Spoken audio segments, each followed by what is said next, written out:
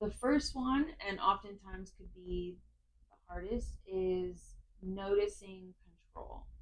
Are you being controlled by this person in your life, or are they wanting control? Seeing who you're talking to, um, not being okay with people you're talking to, needing to know your everyday activities, needing to know your schedule, or wanting to be in everything you're doing. One of the things it can lead to is jealousy, and their jealousy will be reflected uh, maybe towards creating an insecurity within yourself, um, to gain that control back.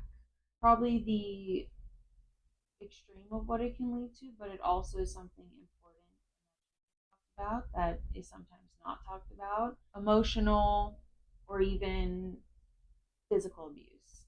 So, knowing the difference of abuse and what it looks like is, regardless, anything toxic, um, that you feel unsafe or not comfortable in, are usually signs of that. A few other things to look for in an unhealthy relationship is lack of communication, not only not being able to talk about certain things, but never having communication for good or bad situations. Um, Either you not being comfortable in those conversations, or you noticing that the person in your life isn't having conversations with you. You always want to be able to have that open communication, or comfortability to talk about anything with these people. The biggest concern and thing to think about is your boundaries.